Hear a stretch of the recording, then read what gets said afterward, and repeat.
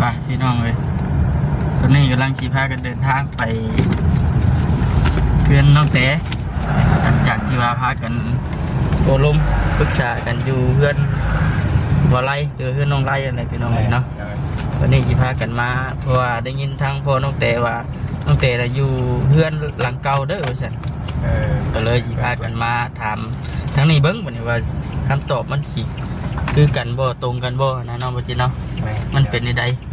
ก็ปลายสาเหตุนะพี่น้องทักทายสบายดีนะพี่น้องเด้อเนาะสบายดีพี่กันทุกคนตอนนี้นะคือทางทีมงานเนาะพวกกระดิ่งบุญน้ำแน่พวกกระดิ่งกำลังลงคลิปกันอยู่ใช่ไหมกันลงคลิปว่ากำลังลงคลิปอยู่ลงได้ลงสัญญาณบ่แห้งมันรู้สึกว่าสัญญาณคือบ่เห็นแห้งเป็นครึ่งฝนบ่เนาะหรือว่าจังไดครึ่งฝนเนาะพอดีว่าทางทีมงานที่มาถามเบิ่งน้องแต่และพี่น้องเอ้ยบ้านในเรื่องคมภายนี่นะมันสิว่าแต่ภายเดียวบ่ได้เดี๋ยวนี้นะทำแต่ภายเดียวบ่ได้ต้อง2กำ2ภายคือทางเฮาเคยว่าแต่บอกกะด่วนสรุปเนาะว่าว่าบ่ตรงกันพากัน2คน2ภายโดดบาดแต่ว่าว่าบ่ตรงกันเนาะภายนี่ก็ว่าไปทางนึง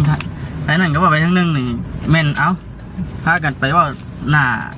ประเชิญหน้ากันเลยบัดโอ้แต่ว่าในความเป็นจริงก็มันบ่วิดหรอกมันต้องนั่นอยู่แล้วเนาะมันต้อง2คนอยู่แล้วต้อง2ภายอยู่แล้วความเป็นจริงนะแต่ว่าเฮามื้อนี้เฮานีนว่าเพิ่นอยู่เพื่อนก็ได้ว่าถึงสิบ่ได้พากันไปนั่งนำกันก็ขอแค่ได้ฟังจากปากน้องแต่เพิ่นนะว่าเป็นจังไดมื้อหน้าเฮาจึงเอาไปคุยกันทางภายทางว่าเจอกันมื้อนี้เดี๋ยวมันสิผิดกันใหญ่มื้อนี้เดี๋ยวมาพังเบิ่งก่อนว่าน้องเพิ่นสิว่าจังไดพี่น้องเอ้ยตัวนี้เด้อก่อนถามทั้งพ่อเพิ่นว่าเป็นจังไดเรื่องลูกเรื่องผัวก็บ่ได้ว่าสู่พ่อพังว่าซั่นเนาะพ่อก็บ่จักพ่อก็บ่ฮู้ว่าซั่นพี่น้องเอ้ยเพิ่นน้อยนี่นะไปใช่เนาะสนอก็เลยพากันมาเวทถามมันคนเดียวพี่น้องรุ่นไปน้ำกันว่าเพิ่นสิตอบมาแบบใดเพิ่นสิเว้ามาแบบใดมันสิตรงเป๊ะกันหรือบ่พี่น้องเนาะเกี่ยวกับภายนั่นเว้าไปจังซั่นภายนี้เว้าไปแนวนี้บ่คือฝนเลยเนาะบ้านเราเก่าเป็นพี่น้องเป็นจังไดเนาะสัญญาณกับบ่แฮงเนาะนั่นเป็นน้ำขึ้นฝนนี่แหละอยู่เพื่อนอยู่อะไรประมาณนี้แบบเบิ่งพี่น้องเลยมันกูว่าเห็นเพื่อนว่ากันไหนตะมั่มบ้าสมอยสมัยได้พี่น้องเอ้ยบ้านนี้ได้ใช่เขาอยู่ได้ฮะน้ำอยู่ได้นะให้ของน้ำเขานึ่งน้ำอยู่ได้ละว่าลงไปเบิ่งบอกลงได้แล้วเดี๋ยวทำไปนั่งนะตอบเลยไปนั่งนี่ได้มาหอดเทือดเวลามิจิลีสมอยสมีอยู่บ้านนี้พี่น้อง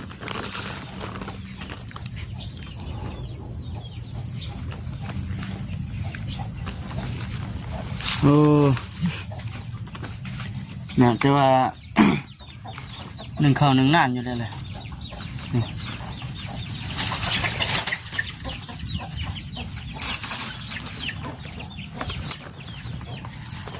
เลยอันน้องแต่มันอยู่เพื่อนอยู่บ่ออกไปเลยออกไปตะหึงแล้วบ่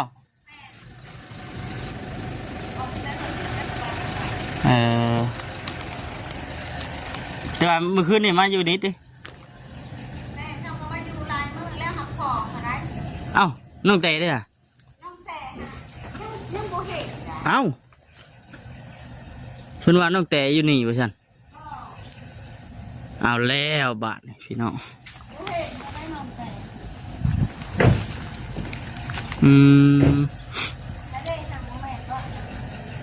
ฮะน้องแต่บ่ เพื่อนน้องในเพื่อนได้บาทนี้ก็ได้ได้สบายดีเด้อพี่น้องเด้อหอดแล้วเฮ้ย เดี๋ยวบ่จิตมาแล้ว มาแล้ว โมเมนต์ น้องยังน้องนั่นบ่ ลูกตุ๊กดิน่ะลูกติ๊ก น้องติ๊กบ่ติ๊กบ่ ลูกติ๊กเด้อ มาโอ้ยเนาะใส่เด้บาทนี้ก็ได้ ว่าถามเอื้อแล้วเมื่อกี้ว่ามีแต่พอแล้ว ถามเราก่อน มาอยู่นี่นะสบายดีเด้อ ดี ไปดิโอ้ยกินยามันไม่รู้ครึ่งพ้นอยู่เกิดเสียวครึ่งเสียมืดตื่มเลย เก่งเลย แจ้งอยู่บ่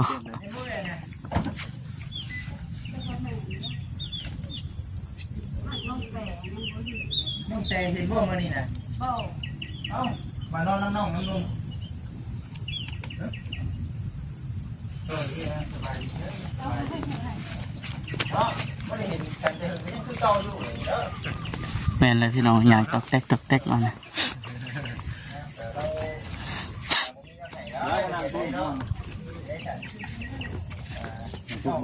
ฮะน้องติ๊กน้องตุ๊กง่ายๆแล้วน้องตุ๊กดุนเบิ้งแม่นบ่คือบ่แม่นนะน้องเพิ่นบ่เนี่ยมาลัดเบิ้งก่อนนะพี่น้อง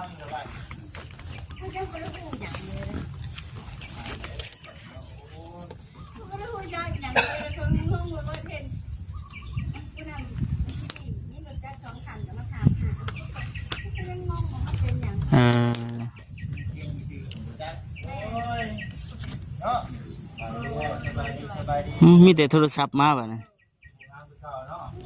น้องติ๊กให้เอ้ยเจ้านั่นไปเซโนน้องแต่ไปเซโนซั่น แต่ไปเซโนมาสิตีนี่บายอกอยู่คนเดียวบ่ไอ้มิกนะบ่มาบ่เพิ่นท่าลิน คารินน้ำโมสบายดีล่ะ บาดี ยังไม่ได้ใช้บัตร มาจากป้า ป้า บาดี สบายดีเพื่อนครับ บาดีเด้อ เนาะสบายดีกัน ไปเฮือนเนาะว่าสิเชิญโฮมชมกิน นี่ดิเด็กมันเป็นเรื่องของทางน้องแต่เนาะเห็ดมันคือนี่มันนอนนี่ป่ะนอนนี่ป่ะ น่าสิแม่นเนาะ ว่าถามน้องคนนั้นเนาะ เนาะ มาเห็นมาเลยเห็นแต่ขนาดกายเป็นไงกูพวกกีฬาก็ยันล้มออกไปว่าผูกเชือกเลย เฮ็ดแม่นเด้ออันใดจนเซ เคยมานี่เพื่อนเนาะ ไป ครับ ขึ้นพุ่นแล้วถึงพุ่นแล้ว นอนพี่บ่เมื่อคืนนี่นอนคนเดียว นอนเป็นป้าน อนเงินป้าใช้ไปแล้ว ป้าดิฝังเงินหลังนี้ เพื่อนหลังใหญ่ เออ อยู่ระหว่างนี้มีแต่พ่อกับแม่ ทักแค่นี่เขาย่างก่อนเด้อปลาที่ตัวใหญ่ครับเจ้าทักบ่โอ้มีแต่พ่อกับแม่บ่นอนนี่ฮะ เลย เฮ้ยอ๋อพักบ่เมื่อคืนนี้ไม่ได้นอนที่เนาะ บ่ ชื่ออยู่บ่ยังนี่มาชื่อได้เนาะนั่นแหละพี่น้องให้น้องแต่ดิจะหาย คนเดียว คนเดียว ตอนแรงเรามา เป็นเองเนาะมาฮู้อยู่นะว่าเรื่องราวปัจจุบันนี้เป็นในใดพี่ไอ้กับเอื้อย นี่เลย เป็นในใดน้องล่ะเว้าสู่ทางบ่าวฟังดู เกิดจิปะกัน มันสิปะกัน โดย เป็นยังคือปะ เจ้าก็เลยพิดกันกระโบง แต่แม่นคุ้มจริงบ่ทางเอื้อยคือแต่เพิ่นเป็นมีผู้เว้านะฮะ เราไปสวรรค์เราไปน้ำพอย่าเราไปงานดอง ในเฮ็ดจังได๋ลำบากนี่ เราไปใส่งานดองกับผู้ชายหลายและเรางานดอง โดยผู้ชายหลาย แล้วฮู้ ว่าลำลานพอย่าว่าเรื่องน่ะเพิ่นนักเข้าใจผิดว่าผู้บ่าว อ๋อเดี๋ยวฮู้ที่ว่าเจ้าอันนั้นได้ซะที่ว่าส่งไปให้ทางอันน่ะพี่อ้ายน่ะ แม่นผู้นี้บ่ แม่น ส่ง น้องตุ๊ก คนนั้น ตุ๊กพุ่นละว่า นี่น้องหยังน้องตุ๊กหรือว่า น้องติ๊ก น้องติ๊กบ่นี่จะชื่อน้องติ๊กบ่เออ น้องตุ๊กเลยใหญ่เลยใหญ่เป็นชาวเลย น้องตุ๊กคุณผู้ชมพูดไปให้นะ น้องตุ๊กนั่น อืม ดินบ้านนั้นบางเถื่อกระขายแบ่งกัน อืม มันจังบ่ยาก เพิ่นว่าเพิ่นได้เจ้าบัดจังได๋บัดนี้อยากให้ขายบ่เจ้า ตามแต่เพิ่น นำแต่เพิ่น แล้วก็เอาเงินมาแบ่งกัน แบ่งกัน สมมุติว่าขายบ่ได้ได้ซะเฮ็ดจังได๋ บางตุกเกาตุกไปจักเว้าแบบใด หึ เว้าบ่ให้ขาย อืมเล่นขายบ่ได้ดอกบ่าวว่าเป็นดินผู้ใหญ่เพิ่นเด้เฮ้ย แล้วแต่แล้วก็มาอยู่บ้านนี้ เอ้าเนาะนี่คือทางเจ้าคิดว่าจังได๋ล่ะฮะ ตามแต่เพิ่น ตามแต่เพื่อน ตามแต่เพิ่น ดินลูกก็มีอยู่ดินน้องก็มีอยู่บุญนะ และในความเป็นจริงถ้าเจ้าคิดว่าทางใดผิด จาก ยักเนาะ นี่จะพี่อ้ายแล้วผิด พี่อ้ายผิด คือว่าพี่อ้ายพิษป่ะ พี่อ้ายแล้วเข้าใจผิดเอง เราอาจจะพิษเอง น้องแต่เพิ่นนี่ประมาณจักโมงเพิ่นสิมา จ้าเปิด อืม เพิ่นไปซื้อก็จะไปซื้อหยังแหละบ่ฮู้ ยังชิมาอยู่เนาะแต่ว่ามากกับมานี่แหละวะ มาให้ป้า อยู่เพื่อนป้าพุ่น ถ้าก็นอนเพิ่นเบิดบ่เมื่อคืน ที่ตาพ่อคนแม่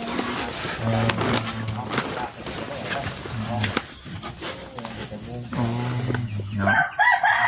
แต่ว่าคือในเรื่องน้องติ๊กปัดเขาข้างทางเอ้ยเนาะ เรื่อยโดย แต่ผู้ทางน้องตุ๊กเพิ่นว่า ทางงา เดี๋ยวนี้มัน เขา ก็ ต้องมีแต่ทั้งน้องแก่เจ้าปาก มันเป็นคือเก่าแล้ว เจ้าของเลี้ยงเนาะ น้องติ๊ก ติ๊กคือลุงติ๊ก ได้สบายดี อะไรนี่ล่ะทำไมบ้านเนี่ยว่าจะใช้กี่นี่ มาแต่เงินป้า มันจะเล่นป้า ป้า คนอยู่กับไผ่นี่น้องตุ๊กนี่คนอยู่กับเพื่อนกับไผ่ อยู่น้ำนิด ให้มิกเด้อ น้องตุ๊กบนน้องตุ๊กเนี่ยมันอยู่คุ้น นี่ก็สองคนจะไปใช้ ไปเจโน่ ไปเซนูอ๋อยังสิมาอยู่บ่ มา มาส่งตอนใด จ้าป่วยบริบอก บอก เพิ่นไปวันนี้ชั่วโมงบ่ น้ำไปมานี่ ไปมื้อนี้ เพิ่นไปมื้อนี้ เพื่อนอยากไปใส่ดอกเขียว เดี๋ยวไปใส่ดอกแคลไปเสริมสวย อ๋อไปรัดแขวใช้ดอกแขวอยู่บ่เจาะแขว ไปดัดฟันเนาะแต่งใส่ ขูดหินปูน ดูดเล็กใส่ยังกันเลย ใส่หัวใส่หัวแถว ใส่หัวเขียว เป็นได้เรื่องเล่าเจ้าพอว่าสู่ฟังได้บ่อีหล่ะ ถ้าคุณว่าแบบใดแหละมันคือกระโทรมา เมื่อคืนนี้ ไปโทรมาล่ะ ให้ไปเว้า ทางบ่ไล่กันบ่ หน้า ย่า ไปว่าไปคุยกันบ่ จะให้น้องเก๋เพิ่นวันนี้ ให้ไปซีไปเลยแต่เลยว่าเจ้ามาขอคอยบ่อ่ะ เอานี่รู้ เพื่อน บ่ ก็ว่าง เฮ้อเนาะกันบอกในนี่ก็จักสิว่าในใดได้ซะเนาะเพราะว่าคือทาง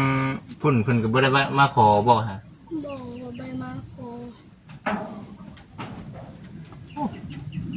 แต่เราไปอยู่ร่วมกันไม่ได้ขอไม่ได้บอกกันบ่ อยู่ร่วมกั กัน นชื่อนี่เอาวันนี้คนนี้อยากไปแล้วก็ได้ไปเลยบ่สิบ่สิบ่ มันมาเว้ากันแล้ว อืม จะมีผู้ว่าใหม่บ่หรือว่าใดๆบ่ได้มีบ่ เราไปสอยงานดองแล้วก็เว้าน้ำร้านพอย่า ทางว่าทางลินกันเนาะ สอยงานก็เว้าทางดิน้ำการตุกกลับไป ทุกไป เจ้าก็เล่าตามที่เจ้าเห็นนั้นเป็นใดๆเพิ่นพากันคุยหยังกันแน่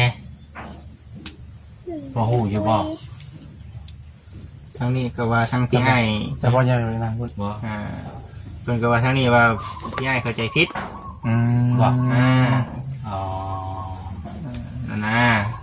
พี่อาเราเข้าใจผิดว่าเอ้ยแต่เราไปคุยผู้บ่าวแท้ๆบ่แม่นเราว่าน้ำหลานพ่อย่า ความหลายของยาอืม แต่ว่าก็แม่นอยู่พี่น้องเนาะแต่ว่าอยู่ในรูปนั่นน่ะ มันก็มันอยากทะแม่งว่าเป็นหลานอยู่คือว่าฮู้บ่ว่าฮักแฮงเขียนเข้าไปในหั่นน่ะมันหมายความว่าไดตัวนี้นะอันนี้ก็บ่ได้แม่นว่าเว้าให้แตกแยกพี่น้อง ตามที่เห็นเนาะ ตามที่เห็นอยู่ในรูป ทางน้องไร่บอกว่าคุยกับน้องแต่ว่าเนี่ย เอาล่ะก็เลยตัวในทุย จนได้คุยได้เว้ากันแล้ว จะว่าคุยกันเนาะ จบกันเนาะเลิกกันไปทางน้องไร่บอก แล้ นะ วแต่ยังบ่ได้เว้ากันค่ะ เลิกแล้ว เลิกกับไผ เลิกกันพี่อ้าย เลิกกันได้บ่ เลิกกันแล้วแต่ยังบ่ได้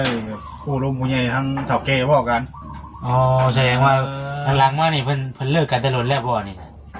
เลิกเมื่อวานนี่ อ๋อ วันนี้เลยเหรอ เมื่อวานนี่เดียวเด้อ จังว่ายังใหม่ๆอยู่จ้ะเนาะ มาตอน สดๆร้อนๆอยู่เนาะ คืนนี่มา สรุปแล้วว่าเลิกกันแล้ว เลย อ๋อ ปะกันแล้วเพิ่นคือว่าอยากไปใส่กระไปไว้แต่แล้วก็เลยเว้ามาฮอดบ้านนี่ก็แต่ก็เลยกินเว้าน้ำกันบัดนี้เว้าโทรไปทางย่า สรุปแล้วนี่ทางน้องไร่บอกเป็นคนบอกเลิกคือทางน้องแต่ให้บอกก่อน น้องบุ๋ง ยังบ่ฮู้เลย เพิ่นเล่าว่าไปใส่ดินน้ำหม้อนี่ก็แต่ขายดิน เอา เอามา ได้บ้าน แล้วก็เงินแบ่งกัน ทางน้องไร่บ่เว้าน่ะ หม้อเมื่อแต่ขายดินมา ตัวนี้เฮาบ่เฮาด่วนสรุปเด้อพี่น้องเด้อเนาะ โดยต้องจะถามทั้งเจ้าของเงิน น้องแต่ก่อน โดย ฟังน้องแต่ก่อน จากปากแล้วก่อน น้อ เนาะ งแต่จะขาย ต้องถามทั้งนี้โดยตรง ถามโดยต โด รง ย แล้วน้องมันจะ ให้บ่เข้าใจเนาะให้บ่ฮู้เลย ท่านมาบ่เนาะ ไปเอาดีบ่อ๋อ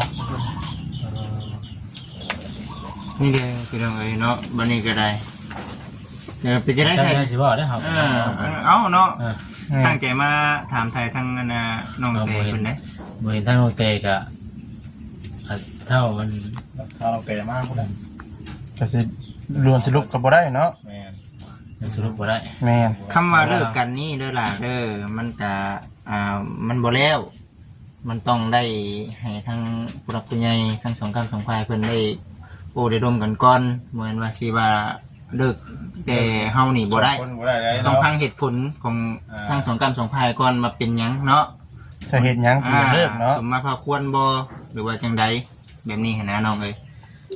น้องยังบอกว่าให้เลิกเมื่อคืนนี้เราขับรถไปแล้วว่าเราบอกเอาว่าข่อยสิได้มาได้เป็นนั้นจักเลยแล้วว่าอยู่ซื่อก็มาให้แล้วว่า ว่าสิไป พี่ให้บ่พี่ให้บ่ คือขั้นตอนแรกนี่ทั้งชูเจ้าหรือกับอนาทั้งเอื้อยน่ะพากันไปบอกเอาว่าข่อยสิมาบ้านน่ะเด้อแล้วทั้งนั้นถามว่าเป็นหยังเนาะเดี๋ยวทั้งน้องแต่คิดว่า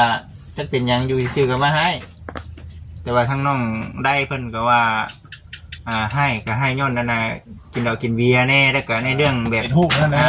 นั่นแหละ ผู้มันเป็นใครเป็นคนอารมณ์มา ผู้บ่าว อ๋อ ว่าเพิ่นกับจักผู้บ่าวไผเนาะแต่ผู้ชาย ใช่ แมน ฮะ ลานผมเนี่ย หลานปัญญา ลานพญาเพิ่นอารมณ์แบบเพิ่นเขียน เขียนผู้ เขีย บ่ นเอาความแช่ว่า ผู้บ่ว่าหักแฮง ถ่ายรูปน้องเตะปุ๊บแล้วก็เขียน ส่วนน้ำกันได้หุบคู่ นั่งใกล้กัน แล้วก็มีแท็กบ่ เขียนเอาความแช่ว่าผู้ว่าหักแห้งนะวันนี้เฮ็ดในพัวนี่คิดร้ายป่ะ เห็นนะเนาะ แต่เขายังคืดได้ หมายความว่าไหนอยู่นะสรุปแล้วไปน้ำกันแบบไหนเนาะ ไปสวรรค์ไปน้ำจุ๊บ เพิ่นพาไปใช่ไหนนี่ล่ะเพิ่นพาเจ้าไปใช่ไหนเพิ่นมา หัวน้องคนนี้บ่ได้ไปนำเลย ไม่ได้ไปบ่ไปได้คนน่ะ ไปสอง 2 คนไป2 คนน้องตุ๊กน้องติ๊กบ่ น้องติ๊กคนนี้ มีแต่ตุ๊กใบ น้องตุ๊กไป ติ๊กบ่ได้ไป น้องตุ๊กอยู่ใช่น้องตุ๊กนะ น้องตุ๊กนี่เพื่อนป้า หืม บ่ 3คนผู้ใดเนาะ น้องตุ๊กน้องติ๊กน้องกิ๊กบ่ เออ บ่แม่ น้องมิกบ่ มี น้องมิกน้องกิ๊กอยู่พุ่น ตุ๊กติ๊กมิก ตุ๊กหาอยู่บ้านนุ่นสันมันบ่อยากมา ผู้ใหญ่อ่ะเด้ผู้ใหญ่พวกผมแดง ผู้ใหญ่ผม นั่นแล้ว ตอนนี้อยู่ใช้ดิบ่มาบ่ โบจะ บ้านฉันคือบ่เห็นเลย น้องตุ๊กบ่เห็นบ่เด้ บ่ได้มาแซ่บเป็นตัวจะเป็นไงคือบ่มา น้องตุ๊กอยู่ใช้ดิ บ้านนุ่นสันบุเลย เอ้า อยู่บ้านไหน บ่าวก็มา บุเลย บ่เห็นไหนบ่าวบ่เห็นไหนมัน เดี๋ยวมันดีบ่ บ่าวก็มาแต่พุ่นนะ เอาแล้ว เพื่อบ่จะไปหาไปจะอยู่เงื่อน มีหลายเพื่อนว่าเนาะที่ว่าเพื่อนอยู่เพื่อนนอกทางนี่บ่ ตุ๊กน้อย ยูทูบ ยู น้อย ทูบน้อย ตุ๊ก เพราะว่ามา ตั แต่ ว พุ่น บ่คำนอนนั่นบ่ เพราะว่ามาแต่พุ่นใดล่ะ บ่มาแต่พุ่น กระ ไหน ต๊อบนั่นมาจักติบ่คำนอนจะ ได้ บ่ ยัง จั จั ก กบ่ เอามาที่ไปทางเงินมาสิบ่ฮู้ว่าซะ เนาะ ทางเงินเบาไล่สิบ่ฮู้ว่าไหวน้องสาวอยู่นำหั่นอยู่หั่น ลูกกองอยู่เด้อ อ่ะมาที่น่ะคือว่ามาเอาน้องเมื่อเบิดแล้วอ่ะนะ จ๊กอีตุ๊กบ่อยากมาบ่แล้วบ่ได้มืออะไร นั่นน่ะบาดนี้ก็ได้อย่างกันบ่นี่แหละเนาะ จักสิเสียคำผู้ใดบัดเนาะ ก็นี่ต้อง บ่บ่ได้มาบ่ก็ยาบ่ก็มีก็บอกไปแบบมีเท่าหนังตู้เด้อ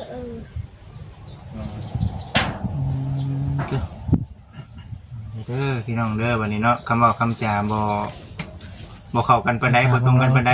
มี ประ แต่ เทศ ว่า ทางน้องเตย จะถามเจ้าของเนาะ มื้อนี้เฮาก็มาถามไทยเบิ่งอยู่ใน ถามเพื่อให้ฮู้จะแจ้งกันนั่นแหละค่ะเขาจะได้ก็ได้ถามทางฝ่ายใดฝ่ายหนึ่งเด้ก็ถามมัน แม่ ให้มันเข้ากันเนาะ วันสิ ทั้งสองฝ่ายบ่ล่ะจังหน่อยสิว่าฟังความฝ่ายเดียวบอกว่าหาแขวะจังซี่ แม่ เลย แต่วันนี้ก็จะนาวกับบุคักเนาะ ทั้งสองกำสองฟ้ายเนาะ ตอนตาพิษนะโทรเว้ากันกับนี่แล้ว บ่ กับพี่อ้ายแล้วบ่เว้านำ ว่าสิโทรเว้าแบบใด เพราะว่าจังใดแล้วก็บ่เว้านำหับคักแน่แล้วก็แล่นไปให้หญ้าเว้าหญ้าแล้วให้ไปเว้ากัน โอ้ เอาใบเสียภาษีมา ม ว่าว่าแต่แล้วก็ว่าเอาใบหยังเราได้มาแต่งมาขอแล้วว่า แสดงว่าบ่ได้เฮ็ดการไหวคอกันหรือว่ายังบ่ได้แต่งเนาะ เฮ้ยแบบจดสบนั่นนะเนาะ บ่ได้จดตัวของเรียนกันเลยบ่ ไปต้านตีนนะ ดูเรื่องการชื่อ การชื่อ เป็ดจำเป็นผู้ว่าผู้สาว นั่น ซื่อๆเนาะ ถือว่ายังบ่ได้เฮ็ดถูกต้อง ยังไม่ถูกต้องตามประเภทนี้เนาะ ก็ตามเต้ได้บ่เสียนี่แต่ว่ามันถึงขนาดว่า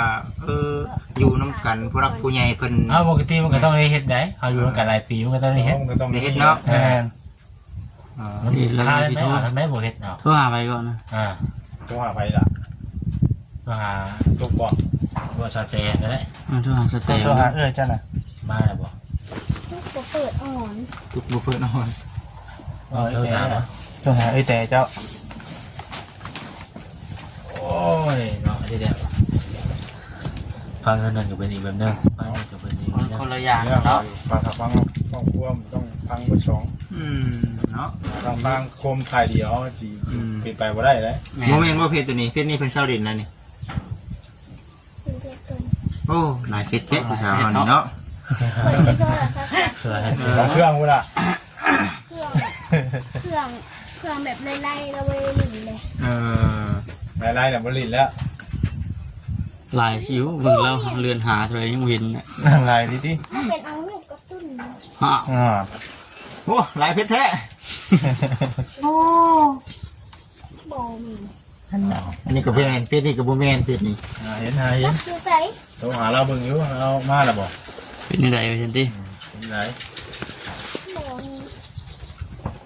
ตัวนี้แล้วก็เปิดน้องตัวนี้เป็นพ่อตัวนี้ พอบ่ตัวนั้น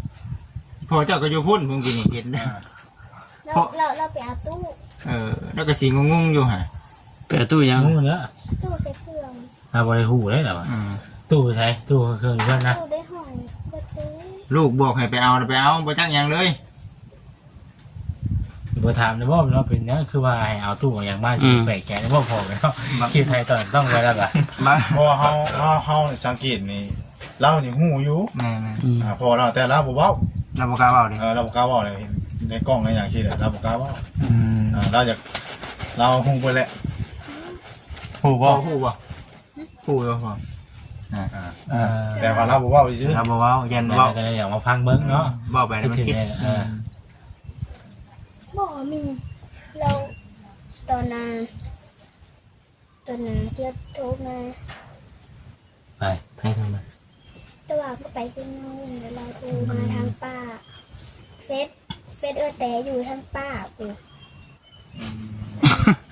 ลายแค่นี้เนาะ จักละหลินจักเฟซเนี่ย ตกลงดีจักเพชรนี่ โอ้ยมีพ่อกันอยู่พ่อกันอยู่เลย จะให้มามื้อ ทำมือแรงกับว่านั่น คือบุญกับสิมาได้มื้อนี้ได้เด้อ ตอนแรงคำอะไรขอ ต้อง มา มานี่แหละ โทรเลยแต่บ่พ่อแม่นบ่ นี่ น่ะ นี่ก็แมน น่ะ2นี่เอา3ได้ไล่นั่นก็3เนาะ